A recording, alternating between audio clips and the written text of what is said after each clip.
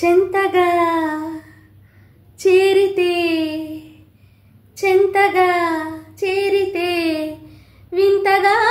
ఉన్నదా మెత్తగా తాకితే కొత్తగా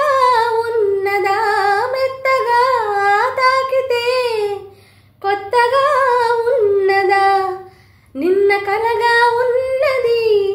నేడు నిజమవుతున్నది నిన్న కలగా ఉన్నది నేడు నిజమవుతున్నది అనుకున్నది అనుభవమైతే అంతకన్నా ఏమున్నది వయసు దారి తీసింది వలపూరకలేసింది మనసు వెంబడించింది నిమిషమాగక